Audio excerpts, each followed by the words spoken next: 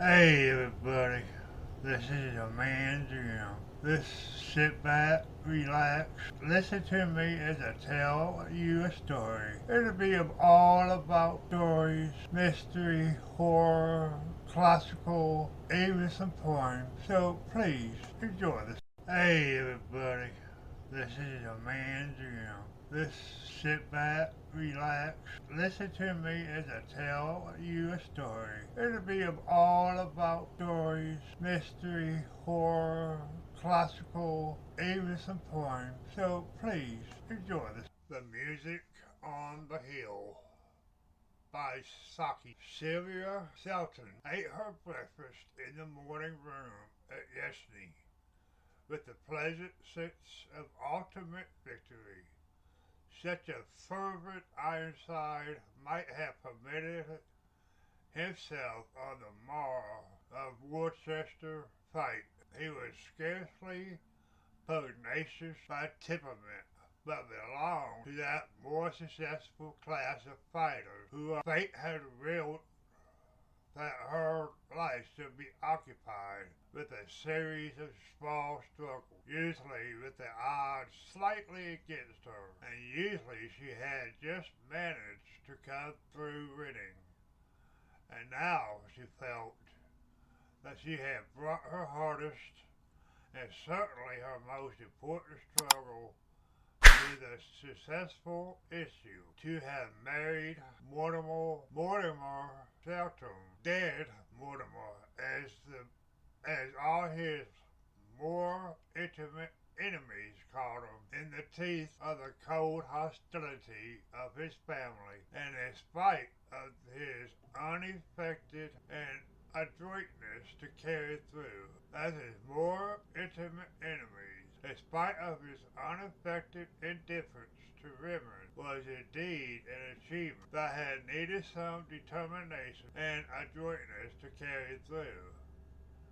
Yesterday she had brought her victory to its concluding stage by wrenching her husband away from town and its group of satellite watering places farm, which was his country house. You will never get Mortimer to go, his mother said corporately, but if he once goes, he'll stay. Yesterday throws almost as much of a spell over him as town does. One can understand what holds him to town, but yesterday, and the dowager has shrugged her shoulders. There was a somber, almost savage wildness about yesterday that was certainly not like to appeal to town bred taste, and Sylvia, notwithstanding her name, also accustomed to nothing more than silver, than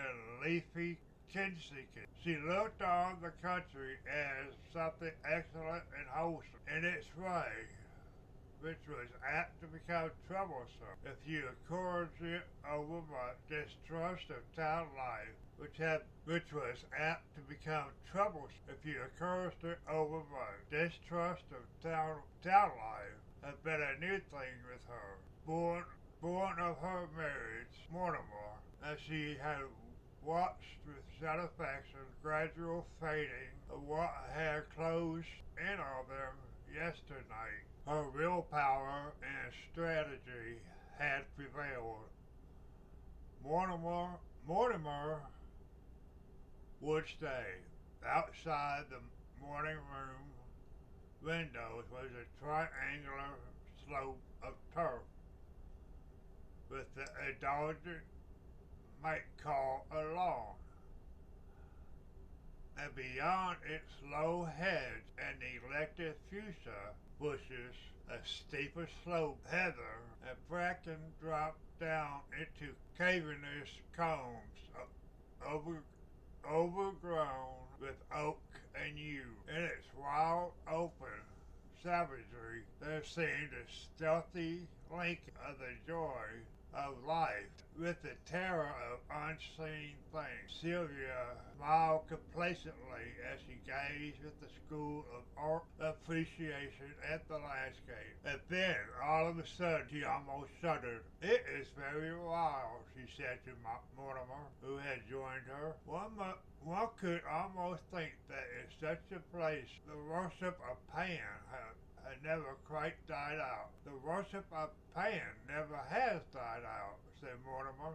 "Other newer gods have drawn aside the votaries from time to time, but he is the nature god to whom all must come back at last. He has been called the father of all the gods, but most of his children have been stillborn." Sylvia was religious in an honest, vaguely devotional kind of way, and did not like to hear her beliefs spoken of as mere aftergrowths, but it was at least something new and hopeful to hear Dan Mortimer speak with such energy and conviction on any subject. "You don't really believe in pants," she asked critically. "I've been a fool in most things," said Mortimer, "but I'm not such a fool as not to believe in Pan when I'm down here. And if you're wise, you won't disbelieve in him too, boastfully, while you're in his country." It was not till a week later that Sylvia had exhausted the attractions of the woodland walks around Yesney that she ventured on a tour of inspection of the farm buildings. A farmyard suggested in her mind a scene of cheerful bustle, turns and flails, and smiling dairymaids, and teams of horses drinking knee-deep in duck-crowded ponds. As she wandered around the gray buildings of Yes Manor Farm, her first impression was one of the crushing stillness and desolation, as though she had happened on the same lone deserted homestead long given over to owls and cobwebs. Then came a stench of fugitive combs and coppers from behind heavy doors and shuttered windows. Came the restless stamp of hoof or rasp of chain halter, and at times a muffled bellow some stalled beast. From a distant Comer, a shaggy dog watched her with intent, unfriendly eyes as she drew near it, slipped quietly into its kennel, and slipped out again as noisily as she had passed by. A few hens, questing for food under a rick, stole away under a gate at her approach. Sylvia thought that if she had come across any human beings in the wilderness of barn and brae, they would have fled wrath late from her gaze. At last, turning a corner for the enormous sow, gigantic beyond the townswoman's wildest computation of swine, Sylvia's turned to make an unobstructed retreat as she threaded her way past rickyards and a boy's laughter, golden and equivocal. Jan, the only boy employed on the farm, a toe nearest hillside, and Mortimer, who questioned, knew of no other possible begetter of the hidden mockery that had ambushed Sylvia's retreat. The memory of that untraceable echo added to her other impression of a furtive, sinister something that hung around yesterday. Of Mortimer, she saw very little. Farm and woods and trout streams seemed to swallow him up from dawn till dusk. Once, following the directions she had seen him take in the center of which stood a stone pedestal surmounted by a small bronze figure of a youthful pan. It was a beautiful piece of workmanship, but her attention was chiefly held by the fact that a newly cut bunch of grapes had been placed as an offering at its feet. Grapes were none too plentiful at the manor house, and Sylvia snatched the bunch angrily, slowly homeward, and then gave way to a sharp feeling of something that was very near. Contemptuous annoyance dominated her thoughts as she strode slowly homeward, and then gave way to a sharp feeling of something that was very near and beautiful, unutterably evil eyes. It was a lonely pathway, all pathways round. Yesterday's scrutiny to the sudden apparition. It was not till she had reached the house that she discovered that she had dropped the bunch of grapes in her flight. I saw a youth in the wood today, she told Mortimer that evening, brown-faced and rather handsome, but a scoundrel to look at. A gypsy lad, I suppose. A reasonable theory, said Mortimer, but there aren't any gypsies in these parts at present. Then who was he? Asked Sylvia, and as Mortimer appeared to have no theory of his own, she passed on to recount her finding of the votive offering. I suppose it was your doing, she observed. It's a harmless piece of lunacy, but people would think you dreadfully silly if they knew of it. Did you meddle with it in any way? Asked Mortimer. I threw the grapes away. It seemed so silly, said Sylvia, watching Mortimer's impassive face for a sign of annoyance. I don't think you are wise to do that, he said affectionately. I've heard it said that the wood gods are rather horrible to those who molest them. Horrible, perhaps, to those that believe in them, but you see, I don't, retorted Sylvia. All the same, said Mortimer, in his even, dispassionate tone, I should avoid the woods and orchards if I were you, and give a wide berth to the horned beast of the farm. It was all nonsense, of course, but in that lonely wood-girt spot, nonsense seemed able to rear a bastard brood of uneasiness. Mortimer, said Sylvia suddenly, I think we will go back to town sometime soon. Her victory has not been so complete as she had supposed. It had carried her onto ground that she was already anxious to quit. I don't think you will ever go back to town, said Mortimer. They seemed to be paraphrasing his mother's prediction as to himself. Sylvia noted with dissatisfaction and some self-contempt that the course, but in that lonely wood-girt spot, nonsense seemed able to rear.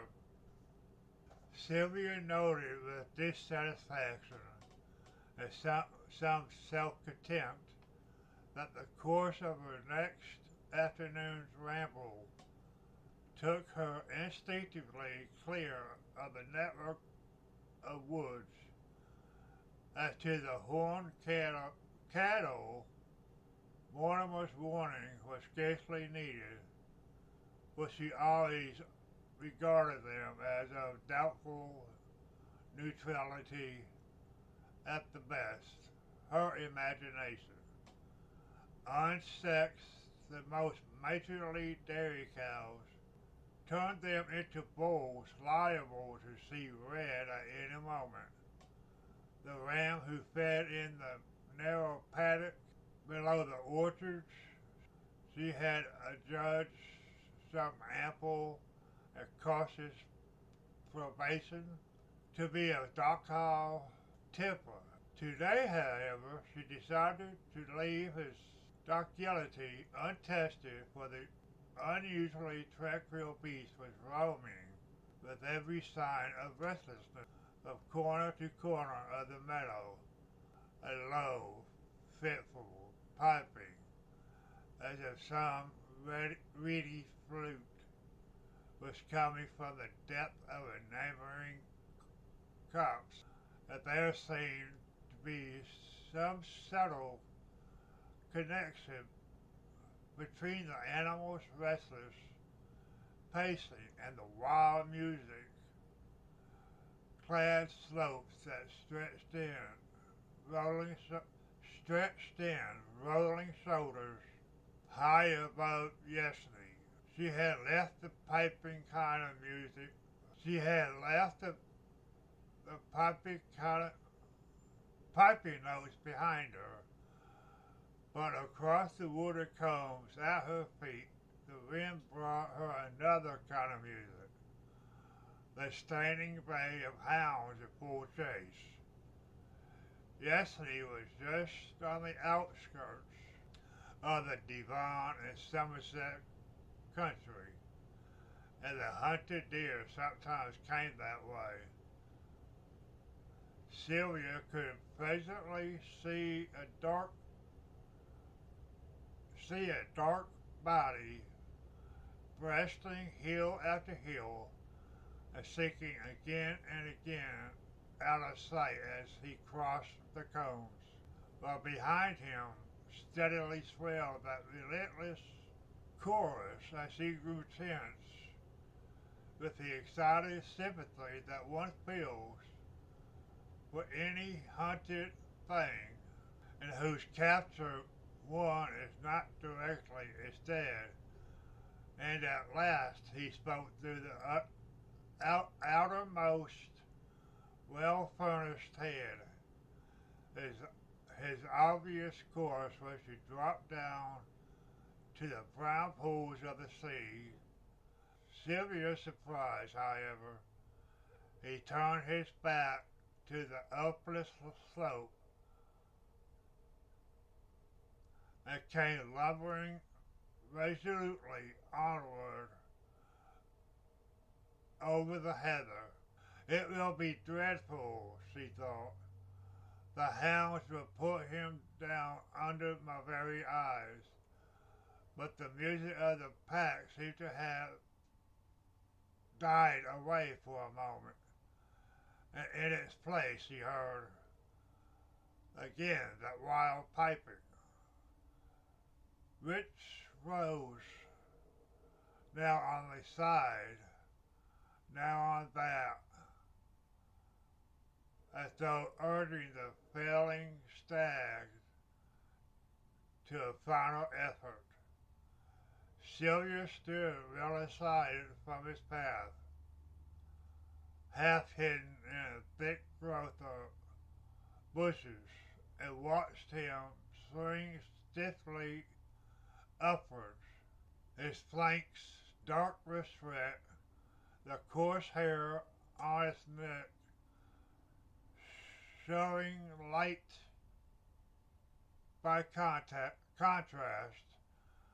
The pipe music shrilled suddenly around her, seeming to come from the bushes at her very feet, and at the same moment the great beast slewed around and bore directly down upon her. In an instant her pity for the hunted animal was changed to wild terror at her own danger. The thick heather roots mocked her scrambling efforts at flight as she looked frantically downward for a glimpse of oncoming hounds. The huge antler spikes were within a few yards of her, and in a flash of numbing fear, she remembered Mortimer's warning to beware of horned beasts on the farm. And then, with a quick throb of joy, she saw that she was not alone. A human figure stood a few paces aside, knee deep in the bushes. "Drive it off!" she shrieked, but the figure made no answering movement. The antlers thrown straight at her breast, the acrid smell of the hunted animal was in her nostrils, but her eyes were filled with the horror of something she saw other than her oncoming death, and in the ears rang the echo of a boy's laughter, golden and equivocal. And that's gonna be it for this story. That was a pretty good story.